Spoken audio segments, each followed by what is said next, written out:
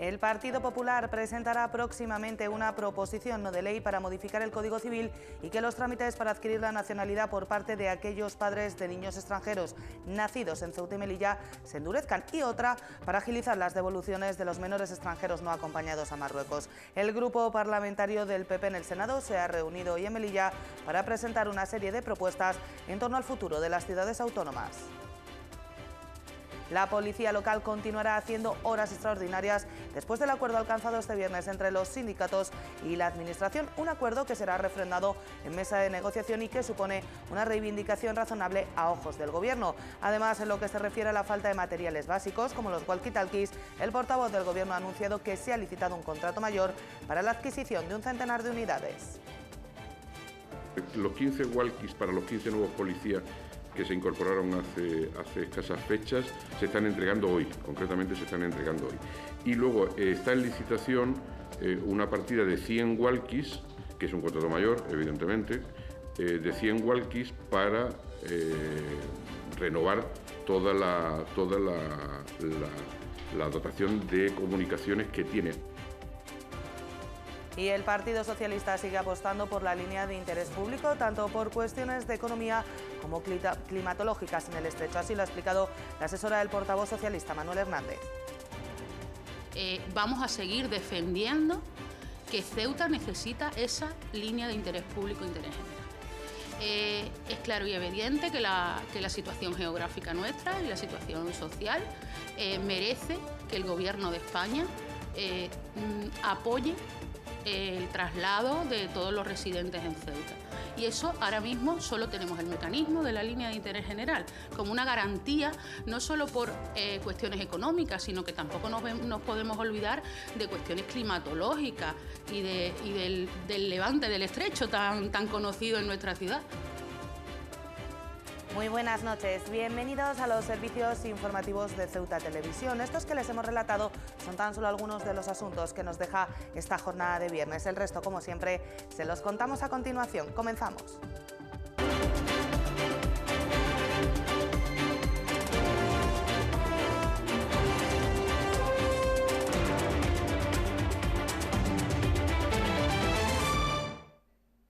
Es nuestro primer asunto del día. El Partido Popular está trabajando en una proposición no de ley para modificar un par de artículos del Código Civil. El objetivo: que los extranjeros cuyo hijo adquiera la nacionalidad tras un año de residencia en Ceuta tarden más tiempo en hacerlo de lo que viene establecido. Por otra parte, los senadores por Ceuta han estado este viernes en la ciudad de Melilla para presentar una proposición no de ley con 5 bloques para beneficiar a las dos ciudades norteafricanas. Pongamos un supuesto. Un niño nace en territorio español de padres extranjeros. Si pasado un año de residencia ese niño adquiere la nacionalidad, los padres también terminarán por hacerlo. El Código Civil solo contempla hasta ahora una excepción, la de los nacidos en el seno de cuerpos diplomáticos acreditados en España. Pues bien, el Partido Popular trabaja en una proposición no de ley en el Senado para que a esa excepción se le unan otras dos: Ceuta y Melilla. Así lo han confirmado a Ceuta Televisión desde el Grupo Parlamentario Popular en el Senado. Los artículos a modificar son el 17 y el 23 de dicho código. El objetivo es dilatar en el tiempo, podría llegarse hasta los 10 años, la adquisición de la nacionalidad de los padres por arrastre de los hijos en ambas ciudades autónomas. Dicha medida incluiría a su vez otra salvedad: sería con carácter efectivo y no retroactivo, es decir, de entrar en vigor no afectarían a los expedientes de nacionalización en trámite al momento de efectuarse la reforma. Los populares también trabajan en otra medida, en este caso en el Congreso de los Diputados. Se trata de una proposición para, en base a los acuerdos bilaterales de 2007 y ratificados en 2013, agilizar las posibles devoluciones de menores extranjeros no acompañados. El objetivo, cuenta las fuentes consultadas, es sencillo: si se demuestra que un MENA tiene familiares directos en Marruecos, devolverlos a la mayor rapidez posible, tomando como base el criterio de reagrupación familiar. A todo esto, el Grupo Parlamentario del PP en el Senado ha presentado este viernes en Melilla una proposición no de ley para instar al Gobierno a tomar una serie de medidas concretas sobre ambas ciudades. Con el portavoz en la Cámara Alta, Ignacio Cosidó, al frente, los populares plantean una serie de medidas resumidas en 5 ejes: refuerzo del perímetro fronterizo, del régimen económico y fiscal, de la presencia del Estado en Ceuta, abaratamiento del transporte de los no residentes y consolidación vía ley de toda la acción concertada entre Estado y ambas ciudades. Más cosas. Responsables de las administraciones de Ceuta y Marruecos se han reunido este viernes para analizar el calendario de porteo para el año que acaba de comenzar. Durante la próxima semana se darán a conocer los días hábiles para el tránsito de mercancías hasta finales de abril, manteniéndose entonces otro encuentro para cerrar los siguientes meses del año.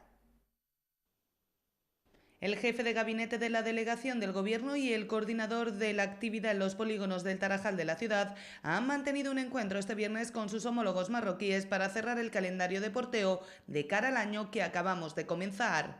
Tal y como han informado desde la delegación del Gobierno, la próxima semana estarán cerrados los días hábiles para el tránsito de mercancías hasta finales del mes de abril, manteniéndose entonces un nuevo encuentro para determinar las fechas correspondientes a los siguientes meses del año, especialmente teniendo en cuenta que durante el mes de mayo se iniciará el mes sagrado del Ramadán, por lo que se elaborará un nuevo calendario que ya incluirá los meses de verano.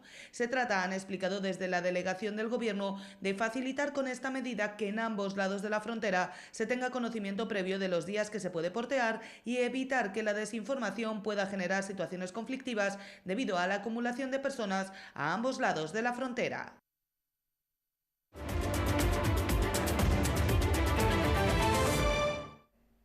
El portavoz del Gobierno ha calificado de revés importante el informe de la Comisión Nacional de los Mercados y la Competencia acerca de la implantación de rotaciones low cost entre Ceuta y Algeciras. Achuel ha insistido en la intención del Gobierno de acudir a las instituciones europeas, si bien por el momento se desconoce la vía por la que se tramitará la misma.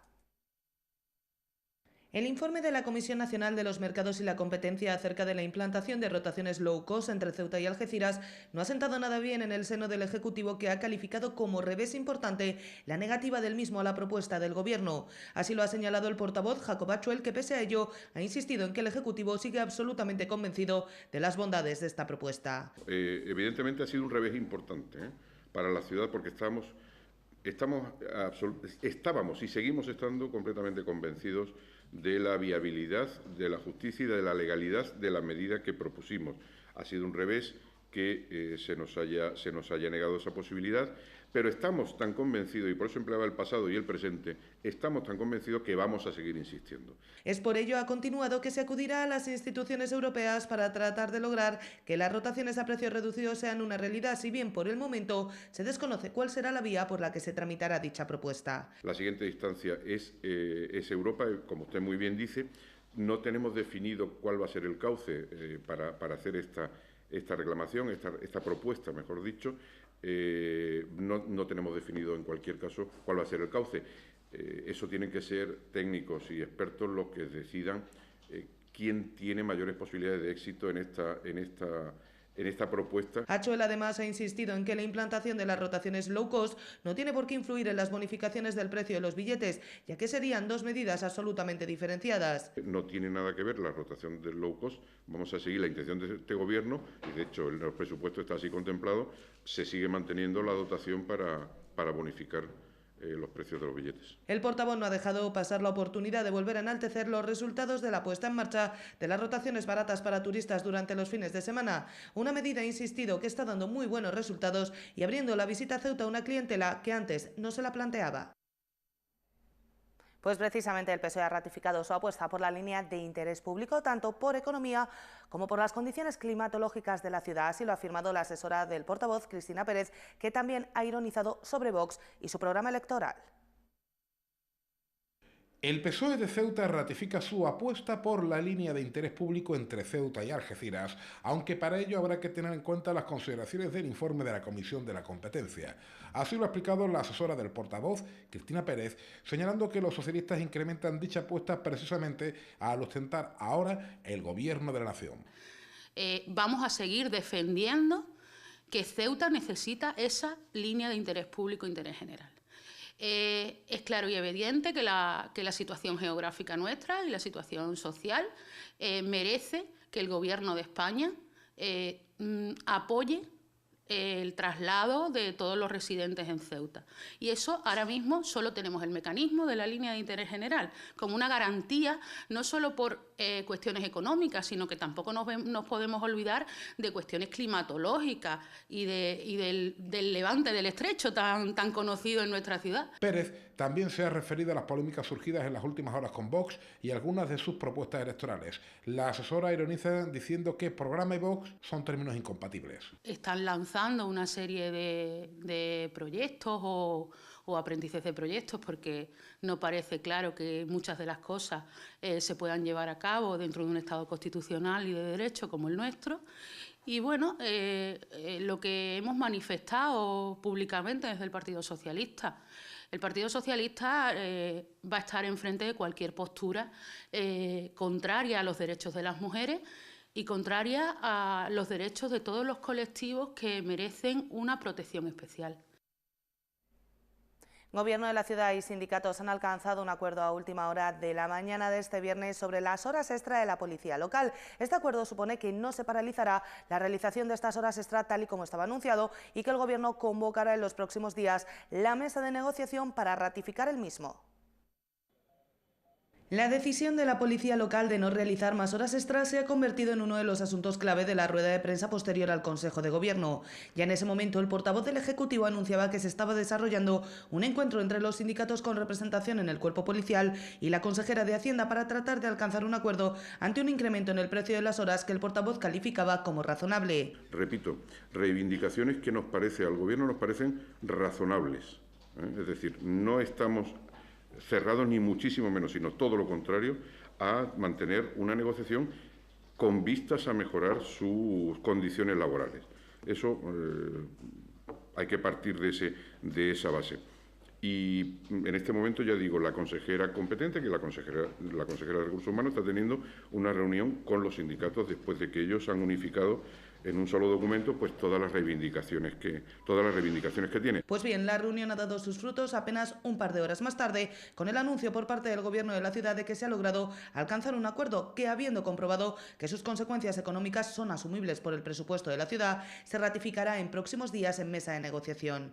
Un acuerdo, ha insistido el Gobierno mediante un comunicado, que se aplicará también al resto de servicios de la ciudad en que se prestan horas extra. También se ha referido el portavoz a las reivindicaciones de CESIF respecto a medios materiales como vehículos, walkie-talkies o vestuario. En el primero de los casos, Achol ha anunciado que está previsto adquirir 5 nuevos coches este año y que en apenas unos días se presentarán un nuevo coche y 2 motocicletas. Además, en el caso de los walkies, ha señalado que se ha realizado un contrato mayor para la adquisición de más de 100. Los 15 walkies para los 15 nuevos policías que se incorporaron hace escasas fechas se están entregando hoy, concretamente se están entregando hoy. Y luego está en licitación una partida de 100 walkies, que es un contrato mayor, evidentemente, de 100 walkies para renovar toda la dotación de comunicaciones que tiene. Finalmente, el portavoz ha señalado que ya se trabaja también en la renovación del vestuario. La rueda de prensa posterior al Consejo de Gobierno ha servido además para que el portavoz haya contestado algunas de las críticas realizadas por MDIC a lo largo de esta semana. En lo que se refiere al veto del Gobierno a la formación localista en el Consejo de Administración del Puerto, Achol ha recordado que los puestos del mismo se distribuyen en función de la representación de los grupos en la Asamblea y se ha mostrado convencido de que si la formación que dirige Fátima Med estuviera representada en el mismo, tampoco cedería su puesto a otro grupo sin representación. Lo que no vamos a hacer en el Gobierno es cederle uno de nuestros lugares a MDIC, cederle uno de los lugares del Gobierno, del Partido Popular.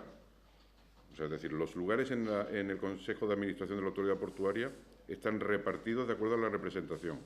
Si de acuerdo a la representación MDIC no tiene derecho a tener ese lugar, ¿por qué no se lo pide también a otro partido de la oposición? También se lo puede pedir. ¿Por qué tenemos que ser nosotros los que le cedamos un lugar? Mire, no. El juego democrático es así, la representación es la que es, y estamos a 4 meses de unas nuevas elecciones, a 5 meses, y oiga, después las urnas decidirán. Lo que estoy completamente seguro es que MDIC y su portavoz no le van a ceder ningún lugar de representación a otro partido, gobierne o no gobierne, hablo de MDIC, gobierne o no gobierne, no le van a ceder ninguno de sus lugares de representación para otro partido, pues porque les apetezca o quiera.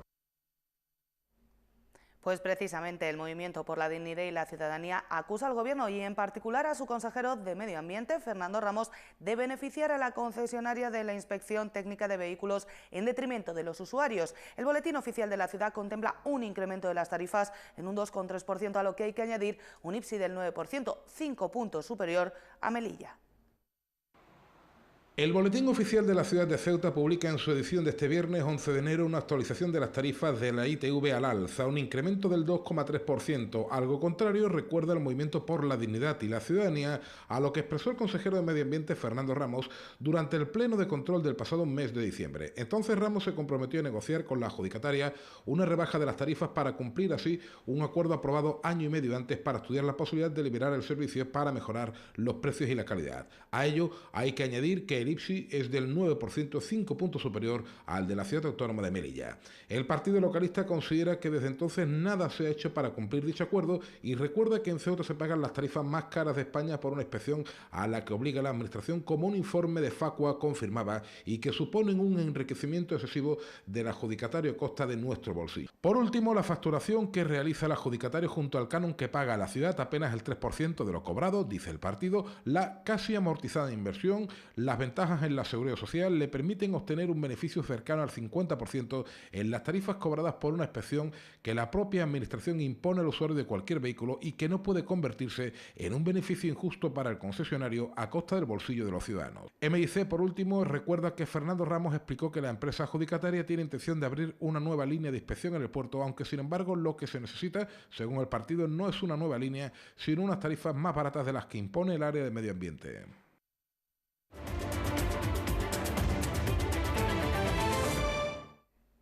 Y el Boletín Oficial de la Ciudad contempla en su edición de este viernes las condiciones para que los comercios afectados por la obra de la Gran Vía puedan acceder a las ayudas compensatorias. El plazo concluye el próximo 31 de enero y los comerciantes podrán aspirar a un máximo de 6.000 euros de ayudas.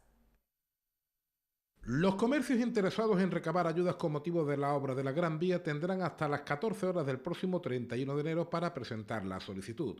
Las condiciones de estas ayudas no superarán los 500 euros por mes hasta un máximo de 12 mensualidades. En definitiva, los establecimientos afectados podrán percibir un máximo de 6.000 euros. Las subvenciones serán tramitadas por Procesa en régimen de concurrencia competitiva y se tramitarán por el procedimiento ordinario de concesión de subvenciones. La tramitación de las ayudas puede hacerse de forma presencial aportando los documentos en el Registro General de Procesa o en cualquier otro registro de la Administración Pública. También pueden tramitar electrónicamente la solicitud a través del Registro Electrónico Común de las Administraciones Públicas, la carpeta ciudadana, utilizando el certificado electrónico de usuario o representación o utilizando el registro electrónico de cualquier Administración Pública, explica la ciudad autónoma en un comunicado. Las ayudas al detalle se publican en el Boletín Oficial de la Ciudad de Ceuta en su edición de este viernes 11 de enero.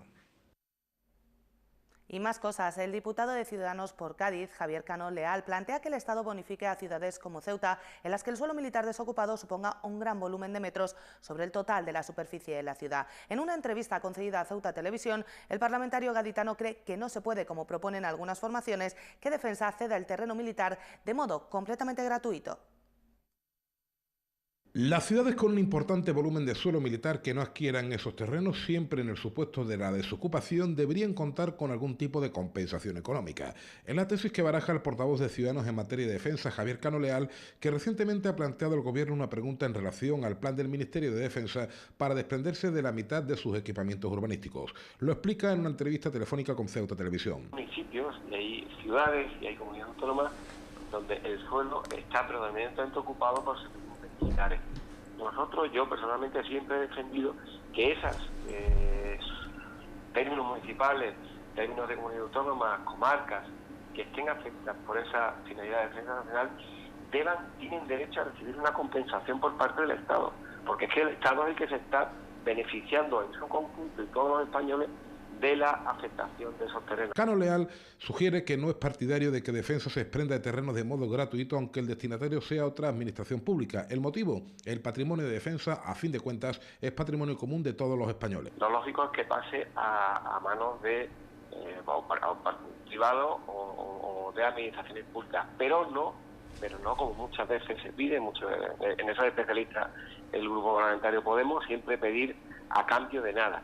¿Y por qué digo esto? Digo esto porque el patrimonio de Defensa es un patrimonio de todos los españoles, es decir, sería como hacernos trampas al solitario. Por otra parte, el diputado cuenta que, en su opinión, la defensa nacional está por encima de cualquier otra consideración y señala que no es una cosa exclusiva de Ceuta o Melilla. Cano es natural de San Fernando, Cádiz, donde se han encontrado con una problemática muy parecida. En la parte de Vigo, en mi caso, en San Fernando, Cádiz, tenemos una instalación que está desafectada desde el año 2001 y todavía no ha pasado. El ayuntamiento, el sucesivo ayuntamiento de Vigo, entonces, no han sido capaces de destinar con el Ministerio de Defensa y con los eventuales reversionistas que hubo, un acuerdo para hacerse por esos terrenos y fomentar, crear actividad. Por último, y a pesar de confesar no tener un hueco en la agenda, Javier Cano se ha comprometido a visitar Ceuta en cuanto tenga la primera oportunidad. Cambiamos de asunto. La atención psicológica a los familiares tras accidentes como el que causaba la muerte a una joven de 22 años este jueves es fundamental. De ahí que el Grupo de Intervención Psicológica en Emergencias y Catástrofes fuera activado para desarrollar esta labor en las primeras horas tras el accidente. El objetivo, conseguir que el trauma tenga las menores consecuencias posibles. Asumir la muerte de un familiar o una persona querida no es fácil, especialmente cuando se producen circunstancias tan dramáticas como las de este jueves, en el que una joven de 22 años fallecía como consecuencia de un accidente de tráfico en la carretera de García-Aldave, en las inmediaciones de la Curva de las Viudas. Es por ello que la intervención psicológica en las primeras horas tras el suceso es fundamental y para ello este mismo jueves se activaba el Grupo de Intervención Psicológica en Emergencias y Catástrofes. Esta intervención es necesaria para que en los momentos de sufrimiento, desorientación y desamparo que rompen el equilibrio emocional de las personas implicadas, se trate de conseguir que el trauma tenga las menores consecuencias posibles. Desde el Grupo de Intervención Psicológica en Emergencias y Catástrofes han señalado tras este suceso que la colaboración y el apoyo de la Guardia Civil y la Policía Local a su trabajo es un claro ejemplo de la importancia de sumar esfuerzos siempre en beneficio de las personas que más lo necesitan.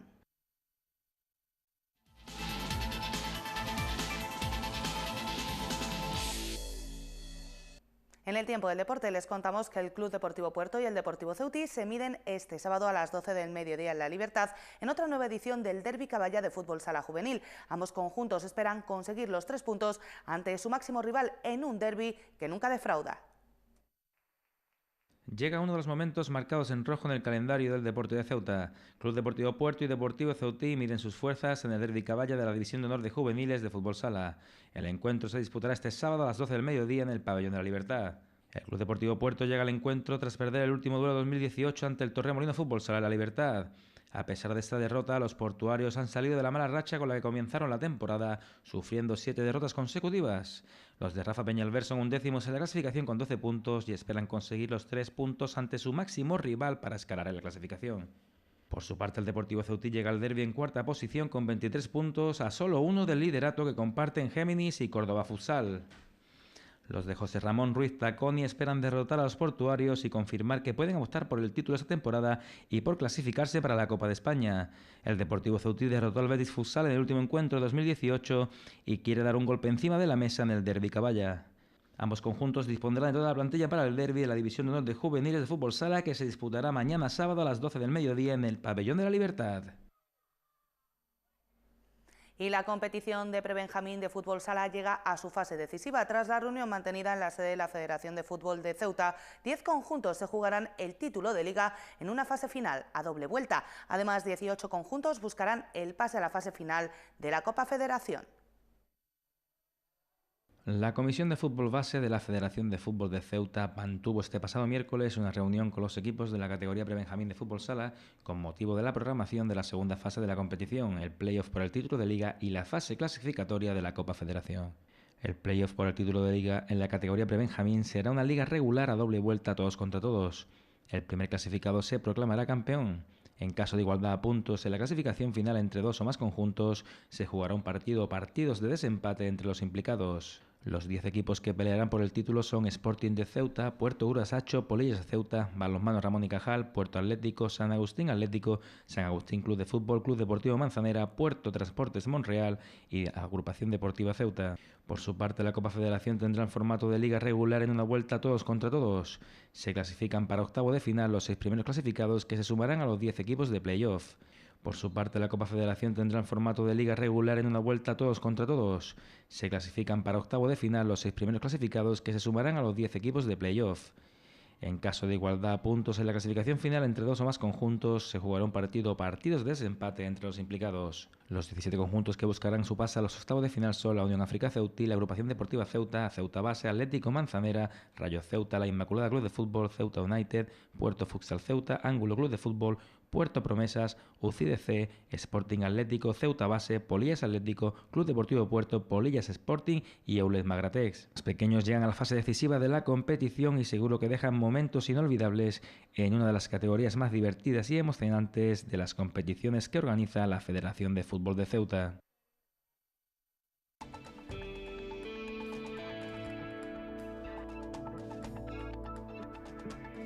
Y vamos ya con la información del tiempo para este fin de semana. Comenzamos con la jornada del sábado, en la que habrá cielos con intervalos nubosos que irán disminuyendo a poco nubosos a lo largo de la tarde. Las temperaturas con pocos cambios respecto a la jornada de hoy, mínima de 13 grados, máxima de 16. El viento seguirá soplando de levante. Y panorama prácticamente idéntico el que espera para la jornada del domingo, con cielos con intervalos nubosos que irán disminuyendo a lo largo de la jornada. Si bajan un poco las temperaturas, la mínima se mantendrá en los 13 grados, pero la máxima no superará los 15. El viento seguirá soplando de levante. Y el número premiado en el sorteo de la Cruz Roja de hoy ha sido el 803-803. Nosotros nos vamos ya, no sin antes recordarles que pueden seguir toda la actualidad de la ciudad en nuestros perfiles en las redes sociales Facebook y Twitter, en nuestros podcasts y, como no, aquí en www.ceutatv.com. Disfruten del fin de semana. Adiós.